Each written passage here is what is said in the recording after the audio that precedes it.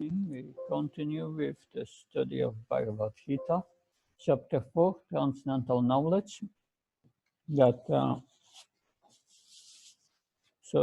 Yesterday we started with the section from verse 4 onwards, where Krishna starts to speak about himself after Arjuna's question. So Lord Krishna has revealed the difference between him and us, and that we change bodies. He appears in the self-same body, that he appears by his own sweet will. We are forced to appear and to accept a body according to our karma, due to previous activities. And then Krishna speaks about his mission, that he comes to re-establish the principles of religion or Krishna consciousness, and that he comes to kill the demons and to protect the devotees. And today we start with verse 9, and that's a very interesting verse. Krishna says there, Janma karma samedivam yome veti tattvatam Jakvadam punarshama naitamam etu charunam. Krishna says in this verse, if one knows my appearance and my activities in this world, then one will not take birth again in this world. So Baldev Vidyabhushan, as on the slide here, he says, yes, liberation comes easy, like that. Liberation comes easy, but for the Lord's exclusive devotees, to hearing about the Lord's birth activities. Why is that? Just hearing about Krishna. Because by hearing about Krishna, we are developing Sambandha Jnana. Sambandha Jnana means knowledge of our relationship with Krishna. But if you want to have a relationship with someone, you have to know who the person is. Otherwise, there is a question of relationship, right? And we have to know who we are. And then we can develop a relationship. And when we develop a relationship, then we develop knowledge how to engage in this relationship. And that's called Abhideya Jnana. Then we engage in that relationship, and then we will attain Prayojan. That Prayojan means the goal, love of Godhead. But Abhideya Jnana means acting as a spirit soul. And Prayojan is the bliss of realizing that we are a spirit soul. We are a spirit soul, we just have to realize it. But it starts all with knowing Krishna. Otherwise, we don't know who we are and what our relationship is. And that develops by hearing about the Lord activities. Who is Krishna? How does he deal with his devotees? Who is Krishna means also knowing Krishna is in every atom. Also knowing that Krishna is as a super soul in everyone's heart. Also knowing that Krishna controls material nature. We are not a controller. So all that knowledge develops just by hearing about Krishna. And then gradually we become liberated. It usually doesn't happen overnight. It's just, no, we have repeatedly to hear so that we get this understanding develops that we are a servant of Krishna. Next slide. Vidyabhushan. One should have firm faith that the Lord's birth and activities are spiritual. One should be indifferent to material logic. Arjuna, he attains me, and to that devotee I manifest the form that he personally worshipped. That's also said in the Bhagavatam. Is there that verse from Bhakti Yoga Prayasutta? Anyway, but it's a verse from the fourth canto of the Bhagavatam that it said, when one hears me with faith, just by hearing of me, the heart becomes purified. And then Krishna says, if the heart is pure, then I take seat there. Krishna is already there. But he says, I take seat there in the form that my devotee feels attracted to. The devotees are attracted to Krishna. And Krishna and the super soul within the heart takes the form of Krishna for the devotee, the form to which he is attracted to, that particular form. But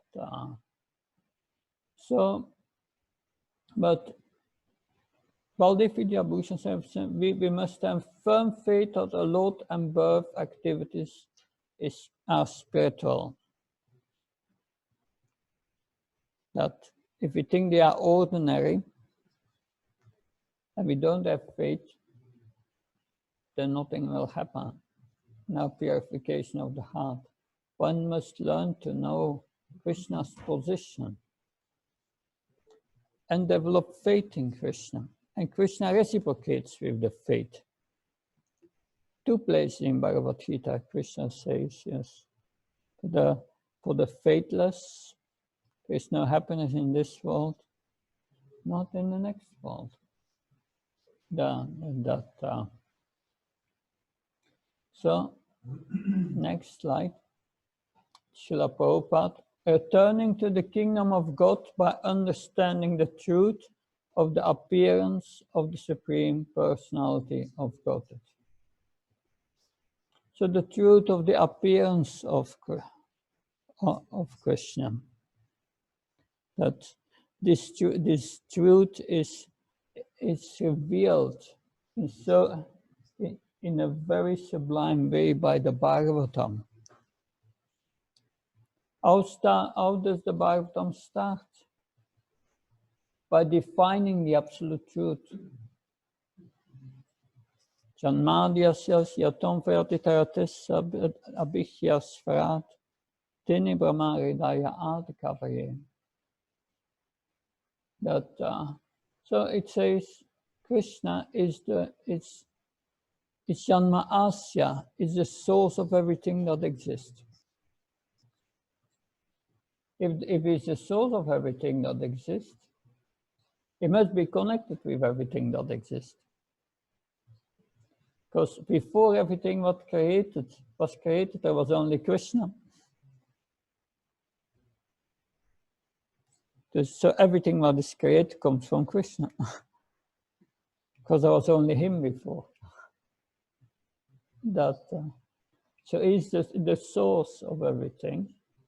Janmadhyasya yatom vyat itaratis satis sartis abhishya svarat. Then abhishya svarat. Abhishya means is all cognizant. It means that he knows everything. In Bhagavad Gita, in 7:26, it said, Krishna says to Arjuna, I know past, present, and future of all living entities. That's quite a potency. All living entities. Trillions, and trillions living entities. And Krishna knows their past, the present, and the future. That's interesting. Inconceivable for us. That So there's Abhishya and he's Svarat. Svarat means is independent. That in this world, a child is dependent on the parents and we are depending on the state for so many things. And we are always depending on so many things. Nobody is independent in this world. But Krishna is independent. That makes him God. So understanding this truth that Krishna is not an ordinary person. He appears as a human being, but he's not a human being. We should not make that mistake. Next verse. Although there are many transcendental forms of the Lord, they are still one and the same Supreme Personality of Godhead. One has to understand this fact with conviction, although incomprehensible to mundane scholars. So it is mentioned in the Bhagavatam. Krishna is Ete Shamskala Pumpamsa Krishna Stu Bhagavan Svayam. Krishna is he is the fountainhead of all other incarnations or expansions. So everything that exists, all living entities, are also its expansions. So Krishna, he expands in the beginning as Svamsa and Vibhinamsa. Svamsa are his personal expansions. They are as powerful as himself. So the first expansion of Krishna is Balaram. And Balaram expands in Vasudev, Sankarshan, Pradyumna, and Aniruddha. These are 4 Narayan forms with 4 hands, with 4 symbols in their hands, but they are in another sequence. But from this Sankarshan, another Shatavyuha. Shatavyuha means these 4, Vasudev, Sankarshan, Pradyumna, Aniruddha appears. And then from this Sankarshan comes Karnadakashaya Vishnu, and he's a Purush avatar. He's the source of the creation. But they are all equal to him. And from Karnadakashaya Vishnu, who lies down on the ocean of the causal ocean, and he breathes out, and all the universes come out of his pores of his body. He's breathing out, and then he enters each universe. As Garbhodakashaya Vishnu, he starts to sweat inside the universal egg. It fills up with water. But then, anyway, that's the story of the material creation. But then from him expands Kshirodakashaya Vishnu, which is called Ahtaryami, or the super soul in everyone's heart. He enters every atom. So these are all expansions of Krishna, Svamsa expansions. Yeah, they are as powerful as Krishna. But you have also other avatars, which we explained last time. Lila avatars, that Guna avatars, and so on. But Krishna expands in so many forms which are equally powerful to him. But he expands also as Vibhinamsa, spiritual atoms, sparks. And these are the living entities. That's what we are. We are a small, minute part of Krishna, a spiritual atom, but very powerful. The spiritual atom is alive in this body. That's our real self. Next verse. The meaning of Divya. Ramanuja. Ramanuja is from the Shiv Sampradaya. And he said Divya means non-material, spiritual. But Sridhar Swami says Divya means uncommon, beyond the gunas, eternal, but eternal birth and activities. And Jiva Goswami comments, the Lord has no material birth and activities. Then Srila Vishwanath-chakravarti says Divya means not approachable by logic or inconceivable. So these are all insights of our previous Acharya, just on one word. That so Krishna is beyond the gunas, and Krishna says that also in the 7th chapter 13. He says yes, that I'm beyond the material modes, goodness, passion, and ignorance, the 3 modes. And because I'm beyond them, nobody in this world knows me. So because we are identified with the body and material nature, which is made of these 3 modes, with our senses, with our intelligence, with our mind, we cannot know Krishna. But we can know Krishna by spiritual knowledge. And that's what we are learning from Bhagavad Gita. And the spiritual knowledge, it's not logic. Srila Vishwanath Chakravarti, not approachable by logic, because it's inconceivable. Spiritual knowledge isn't understood by the heart. It must be realized. The heart means the soul. That next verse. Vishwanath Chakravarti, he says, that person does not take birth again, but rather attains me.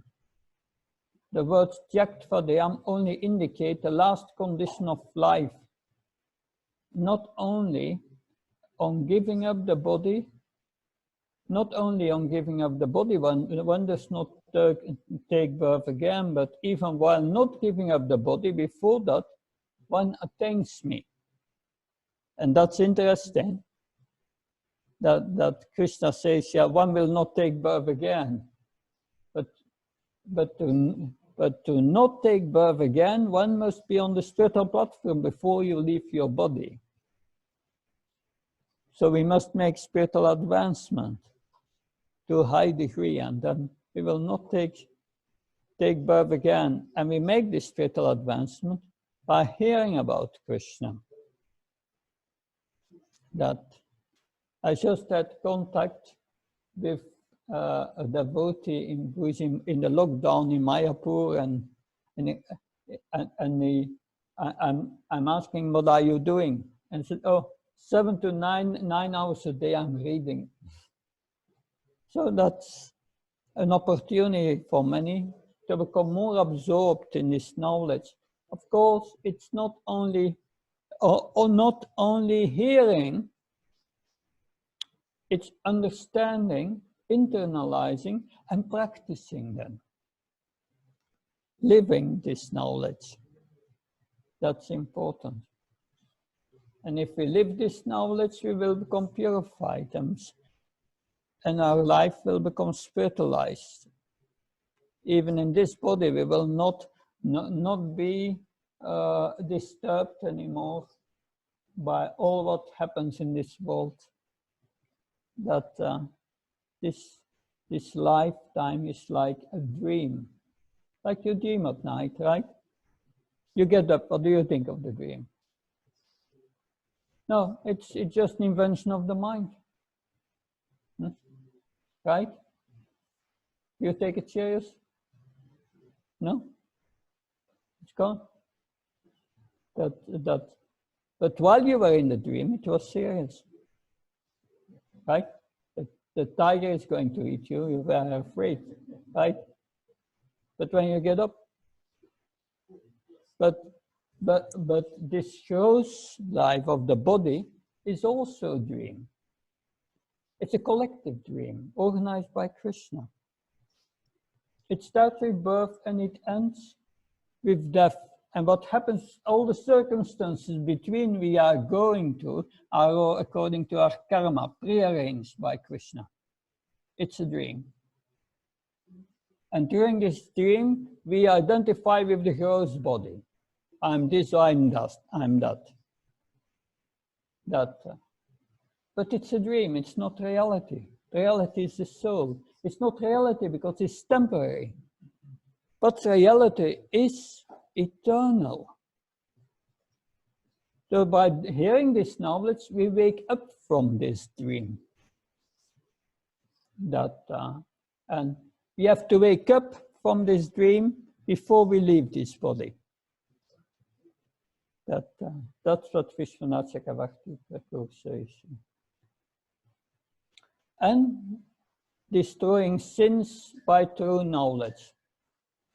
Ramanujacharya says, destroying all sins which are unfavorable for surrender to me by true knowledge of my spiritual birth and activities, taking shelter of me in this life in a prescribed way, that person who holds me alone as dear, constantly thinking of me, attains me. If we think of Krishna, our mind becomes purified. Our existence becomes purified. Purified means what we heard in the previous chapter, all the lust, anger, greed, passion, envy, it's removed from our system. And gradually we start to see things as they are, our knowledge becomes reawakened. Then we see true knowledge. So this knowledge is very powerful. That will be confirmed at the end of this chapter.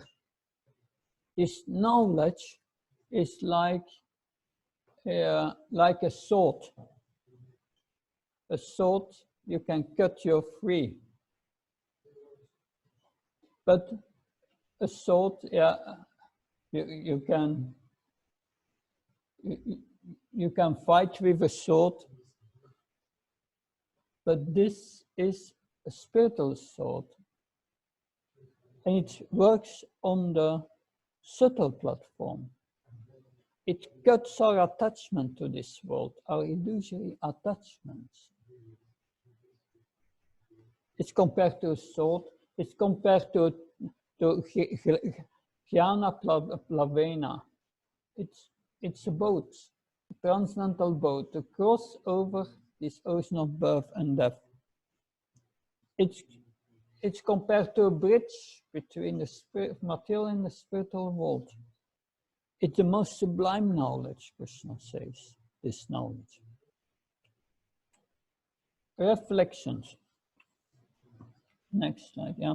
How does the understanding of the Lord's transcendental form and pastimes help devotees to make progress on the path of self-realization?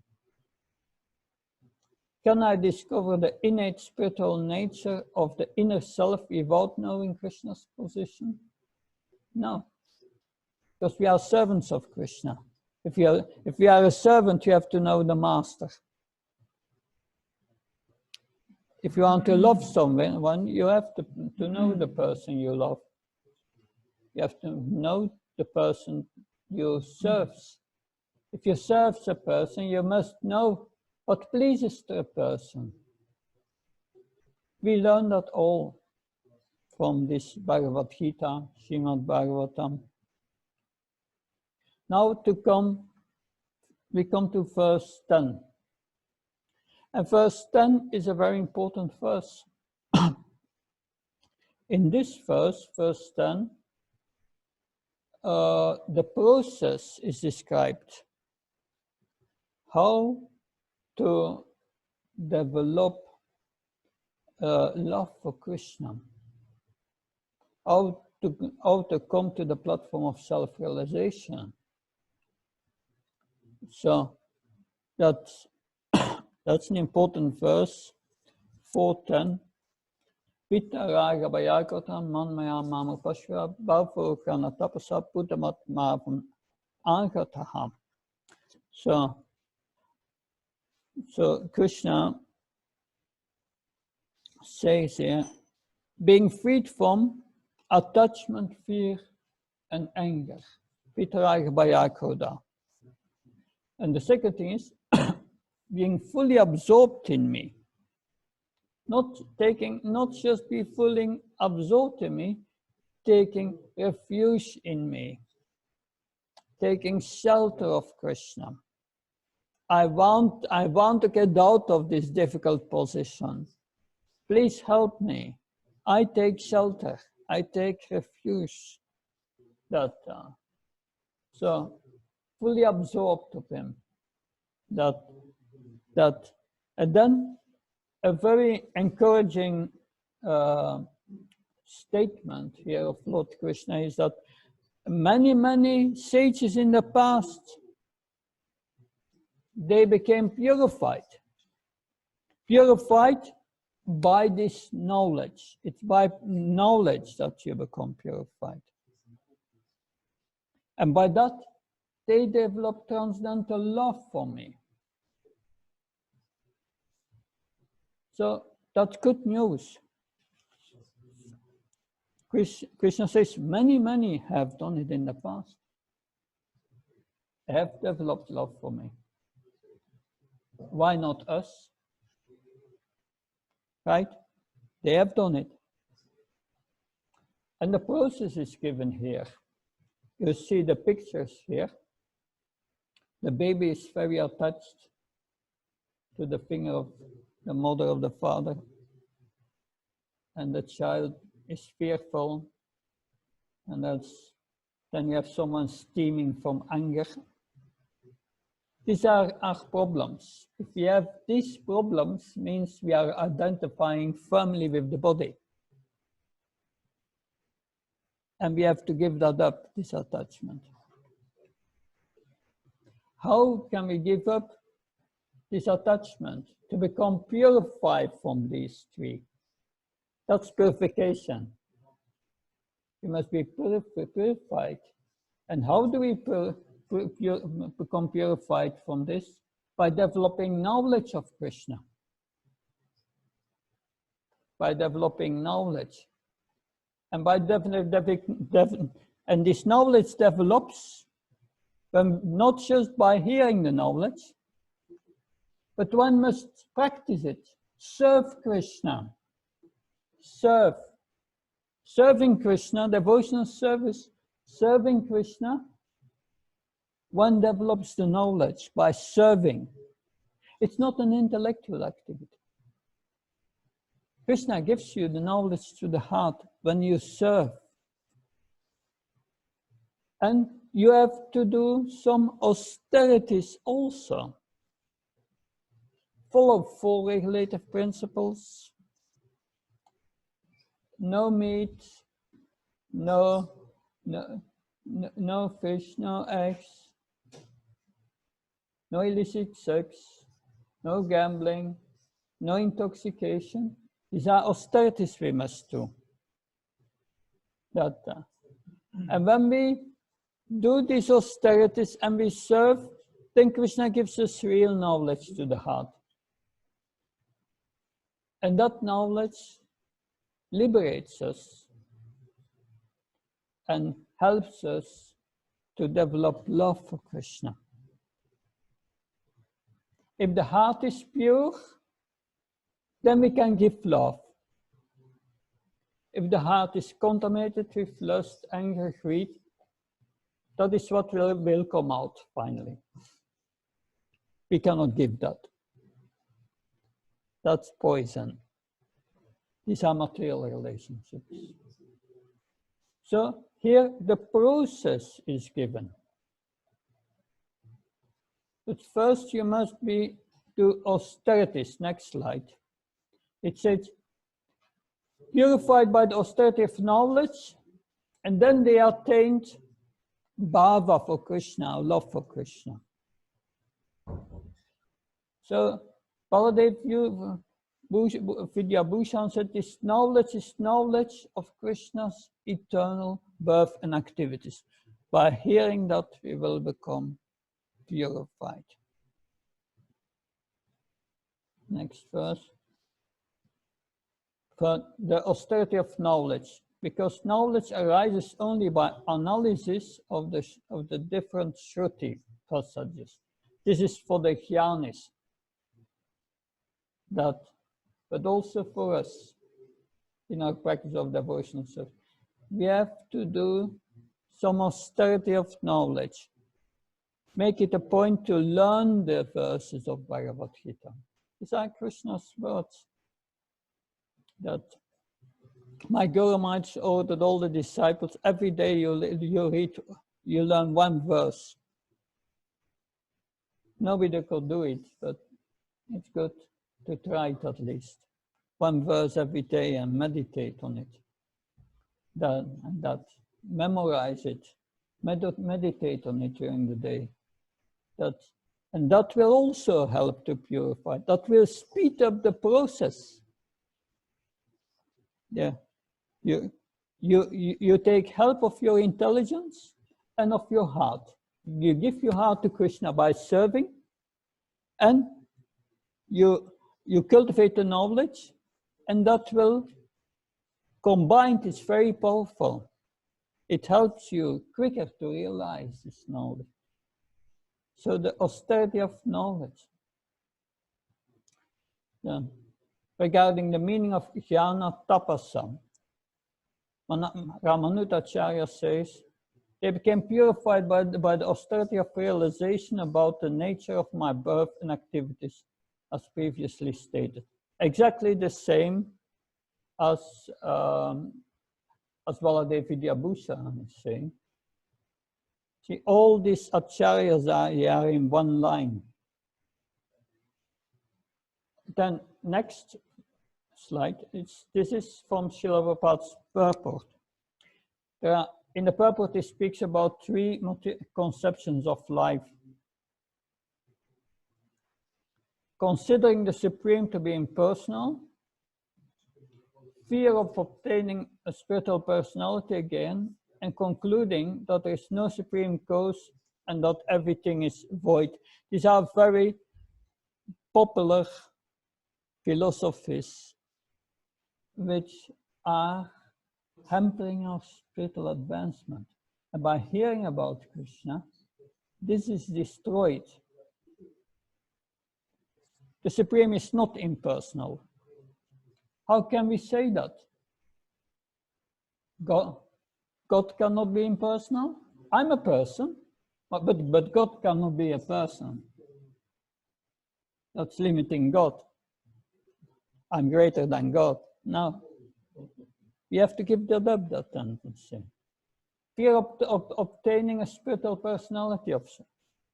Yes, we are also so frustrated with certain relationships in this world. Nothing worked out. But nothing works out in this world, really. Because these relationships are based on I and mind, that's all, that doesn't work out. But spiritual relationships are different. And we mistaken spiritual relationships for material relationships. And therefore, we cannot believe in it. I don't want to be a person again. And then there are the professed atheists who say, yeah, there is no God, everything is void, everything comes from void, from nothing. That's foolishness. But by hearing Krishna and his pastime, about Krishna and his pastime, then we understand how he is the Supreme Cause. Next, that's from Srila Prabhupada's purport. Srila Prabhupada said, to get free of these three stages of material concept of life, one must take shelter of the Lord, guided by a bona fide spiritual master, and go to the process of from Shraddha to Prema. And in the purport, Srila Prabhupada quotes a verse, and that's the next slide, from Bhakti Rasamrita Sindhu, from Srila Rupa Goswami. Adar Shadar Tata Satu Sangatya Vachana Kriya Tato Nirtana Vrittesya Tato Nistas Ruchistata Ata Saktista Tato Bhavas Tata Premya Dunanjati Sadakam Ayam Premna Pradurbhavi Bhavat Kamaha. So here, Rupa Goswami says, there are 8 stages in the process of devotional service.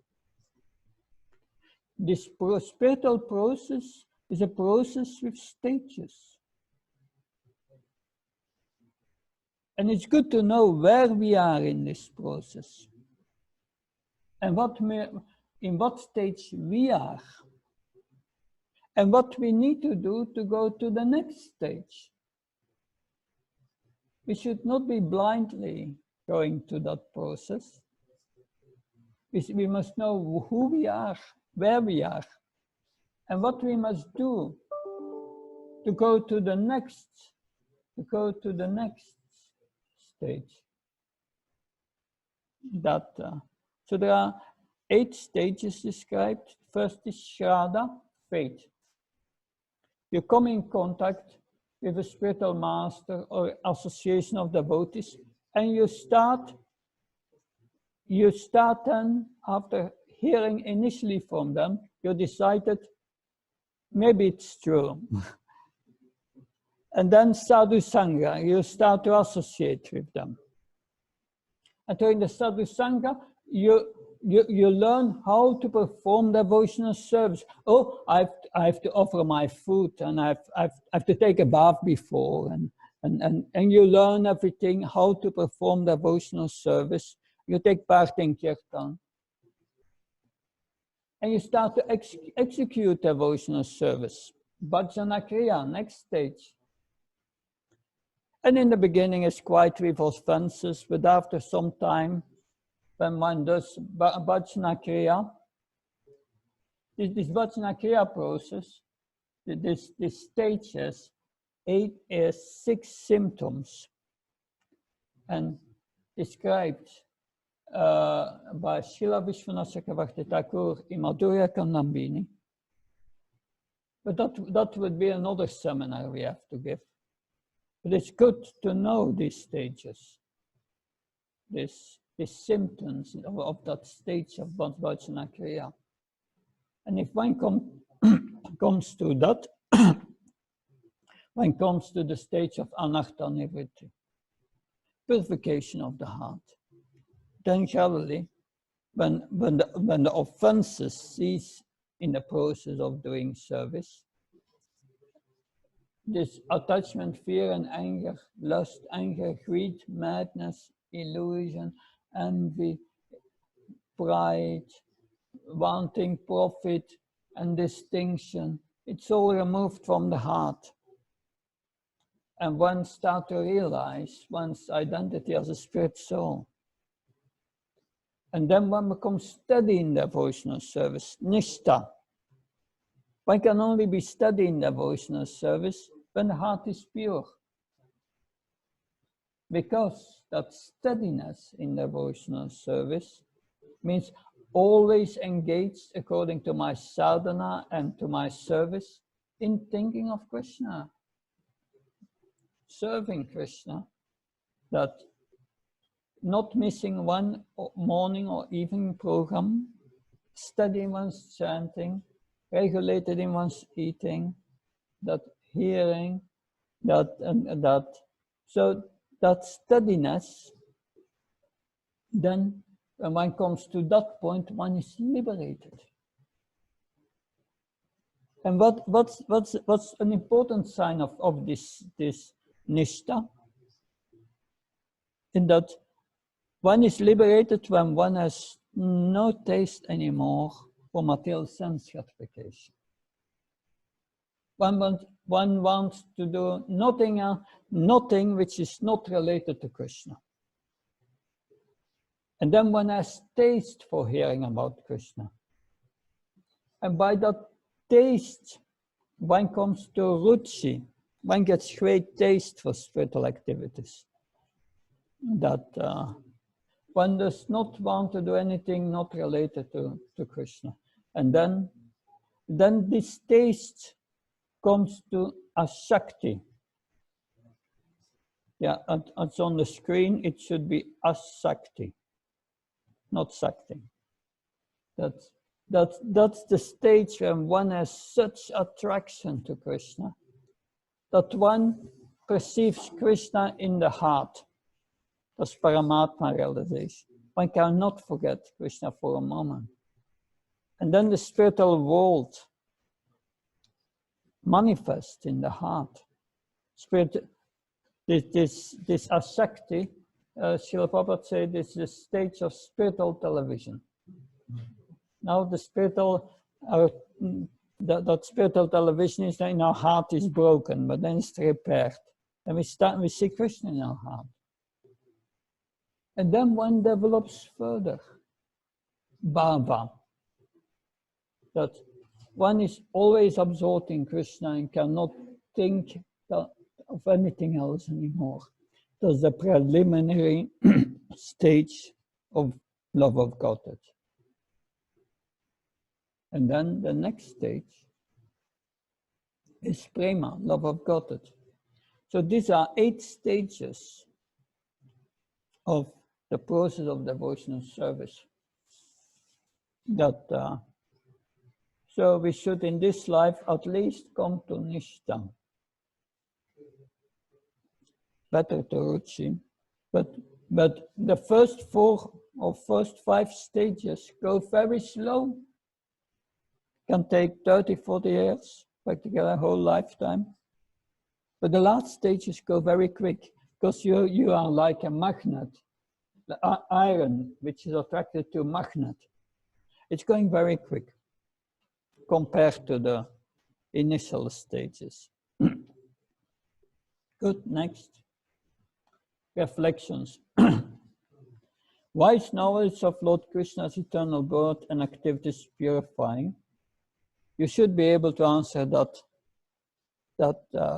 question after hearing all of this. Do I take this medicine of transcendental knowledge? It's up to you. You take it or not. If you don't take it, you will not be cured. And if you take it, should I increase the daily dose? Also a good question. Text verse 11, that's the last verse we will discuss. And that's also a very important verse, because if you become purified and you develop this love for Krishna, that's our sight, then what does Krishna do?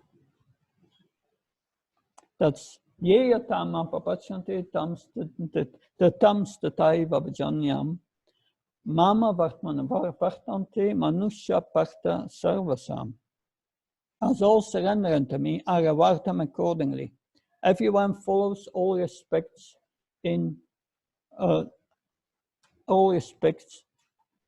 No, everyone follows my path in all respects, O son of Kreta. So, Baldev Vidyabhushan said, Krishna says, I respond to persons according to the manner and mood in which they surrender unto me. O son of Kreta, all blessed men follow these various paths of me, the one Lord. So there are different paths described in Bhagavad Gita. There is the path of Karma Kanda.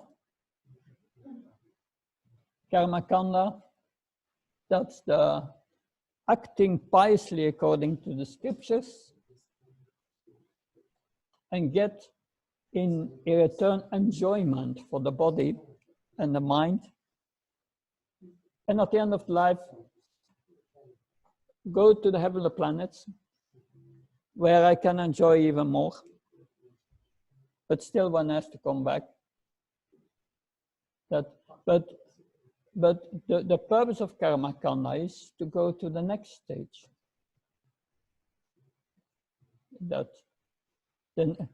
next stage is karma yoga. Doing activities for purification. Doing activities without being attached to the results. Because what entangles in this world is that one does activities to get profit for the body and the mind, to enjoy the body and the mind. And that keeps one in this world. And that causes lust in the mind. We have heard that in the 3rd chapter, lust, anger, greed, and so on. So that's the first thing to do. Give up this attachment to the results. Then one becomes a little purified. And then one comes to the realization that, who am I? The question comes up. I want to know who I am. If one is too much in enjoyment, like the karma kandis, that will not take place. Who am I? And then one becomes a jnani, one starts to study. What is the difference? Who am I? What's the difference between matter and spirit? I'm spirit. I'm spirit. I am. But I'm not his body. I'm not his head. I'm not his hand. Who am I? And finally, they come to the conclusion, I'm not his body, I'm not his mind, I'm spirit. But then they want to experience what it is like to be a spirit soul. I want to have an experience as a spirit soul. And then they go to another path, and that path is called yoga, Ashtanga yoga, to purify the subtle body by pranayama and following rules and regulations. And then one comes to meditation. And finally, what's the result? The final result after many births, such yogis, they come to the realization, oh, the super soul is in my heart. And the super soul controls everything. He's the controller. So they realize I'm not his body. And everything is controlled by the super soul. But then, if they are stuck there, still no way to come out of this of birth, death, old and disease, then they have to realize that the super soul is an expansion of Krishna. And then they come to the highest path, Bhakti Yoga. So all these paths, they are like a ladder going to the highest yoga, which is Bhakti Yoga. That's the highest yoga. It's it's called the yoga ladder. And Krishna says, wherever you are on the yoga ladder, I will reciprocate. To the jnani, I will give them the realization that they are not his body. To the yogis, I will give an experience, a spiritual experience, that they experience what it is to be a spirit soul, and give them some bliss and sense of peace. But to my devotees, those bhakti yogas, the highest yoga, I bring them back to the spiritual world, to the eternal world. They get out of that system.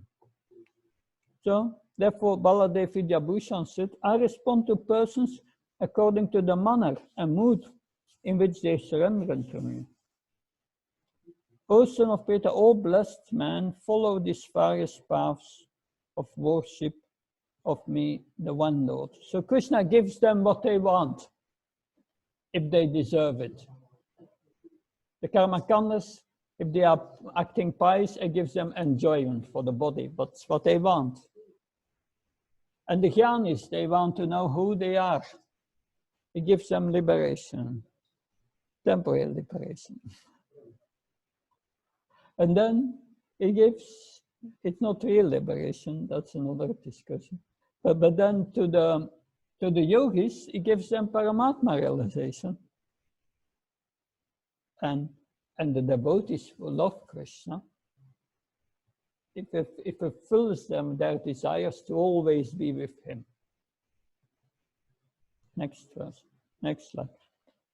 For the Vidyabhushan, I certainly respond to the devotees according to the mood in which they worship me. I am merciful to them, appearing before them with form and mood appropriate to their types of mood. So we can approach Krishna as a devotee in different moods. That if we see him as the source of everything, the controller of everything, that was above all living entities, we develop awe and reverence for Krishna. But then we will go to Vaikuntha. If we develop the love of the Vrajavasis for Krishna, then we go beyond Vaikuntha, Goloka Vrindavan. So Baladev Vidyabhushan makes that point here. Next verse. All these men blessed with their lineage of worship, which have no beginning, follow the path of worship, which has many types for the many different forms of me, the one form. So all forms are one, are Krishna, but they appear in reciprocates with different moods of his devotee. Next, from Prabhupada's purport. Everyone is searching for Krishna. There are three levels of realization. Brahman, the spiritual energy. Paramatma, Krishna is a controller of all material energy. He's in every atom. And then Bhagavan, which is the source of Paramatma, and Brahman. Bhagavan means we can have a loving relationship with him personally. That's it gives Brahman realization to the jnanis who want to become Brahman realized if they attain perfection. To the yogis, it gives them Paramatma realization. And to the devotees, Bhagavan realization. So there are different paths and Krishna reciprocates with them. It's fair, that's what they want.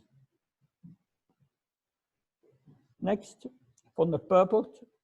So we have this different. The pure devotees, they have a relationship with Krishna in Santa Dasya Sakya Vatsalya Madhurya. In neutrality, as a servitor, they see Krishna as their friend, or they see Krishna as their son, or they see Krishna as their lover. This is the mood of Goloka. That's the pure devotee. Krishna reciprocates on that level.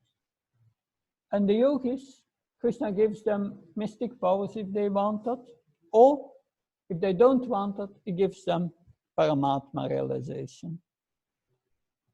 And to the impersonalists, the jnanis, he helps them to absorb in their, to merge, so-called, with his effulgence, Brahman. They become Brahman energy, part of it. And to the fruity forkers, the karma kandis, he awards them the enjoyment they want. Now next, that's an interesting commentary by Vishwanath Chakravarti Thakur. I throw the jnanis would think of my birth as temporary in the nose of Maya. So the jnanis, they think that the absolute truth is just spiritual energy. And when Krishna comes, Avajanante Mamudamanisham Tanam Ashritam, 9:13 Bhagavad Gita, that Krishna says, yes, they think that I'm an ordinary human being when I listen. And then, if you believe that, then Krishna throws you in the nose of Maya. Illusion. That Vishwanath comments, the Jnanis and others who surrender unto me, while thinking of my birth and activities as temporary, and thinking my deity forms as material, I throw those Jnanis again and again in the nose of Maya, with its temporary births and action, and bestow of them the sorrows of birth and death. So they remain in the cycle of birth and death.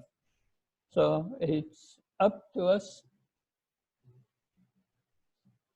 Everyone has the right to become a devotee, because that's what we are, servant of Krishna. Now, next slide, and this is a reflection. So Krishna responds to the amount of our surrender. Question is, am I developing a mood of surrender to Krishna? Are we surrendering? Are we want to know what Krishna says? That's the beginning. And then the next question is, will we follow what he says? We have to learn from the spiritual master how to execute that in our lives. So we end here today with the end of this important section that Krishna has spoken about himself in this section. In the next section, Krishna will speak about his devotees. Very interesting section.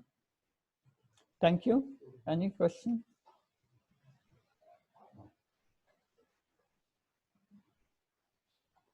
Good.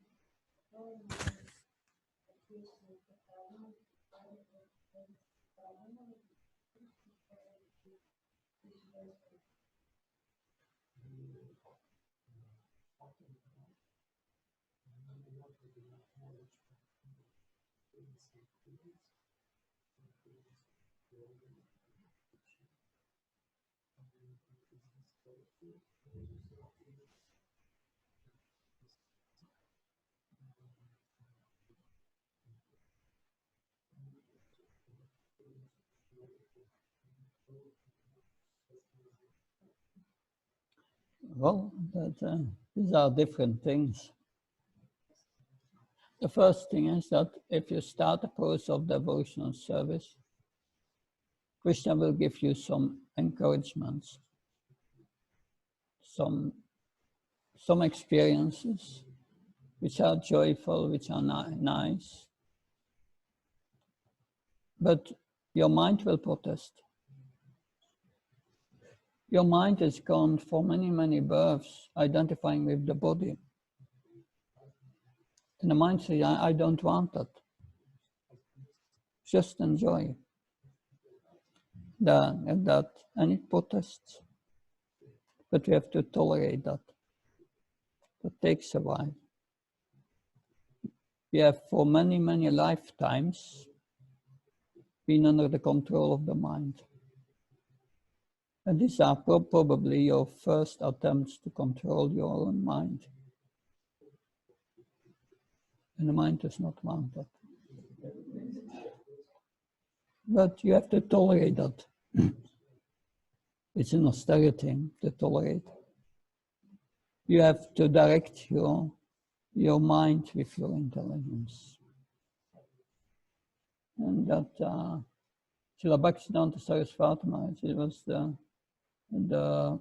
spiritual master of Srila Prabhupada, he said, you get up in the morning and you beat your mind that telling it has to listen. That does not allow your mind to overrule your intelligence. That's not good. But what will be the result? Great suffering. So we have to go to this austerity. But if you're here regularly, our heart will cure from it. Sometimes it's a bitter pill to swallow. But when you go to it, when you are cured, you will much feel better and stronger. You will develop a strong character that you will be able to control your mind. And that's a great that's a great benefit in your life. It will, whatever you do, it will give quality to your lives. Emotions are all right, but you have to direct them toward Krishna. Do not let these emotions overcome you. You have to engage your emotions in Krishna's service. That your mind is full of ignorance. That it's not free not easy to become free from these modes of material nature. It requires some hearing and some effort. At the same time, it's an easy process. Just have to hear sufficiently. And try to take shelter of Krishna in whatever you do. Never follow your mind. Tell your mind what to do based on the knowledge Krishna gives you. And then you will become free and more happy. Even in the beginning. Even a little attempt to do that. It will reform your character. Krishna consciousness means character reformation. To go from a character of eyeing, mind, and exploiting to a character of being a loving person and a servant of everyone. And your mind is not used to that. Because how do we know the mind is not used to that? Because this mind mentality creates bodies. That's why you have this temporary body. Just something to think about. Hare Krishna. Srila Prabhupada ki.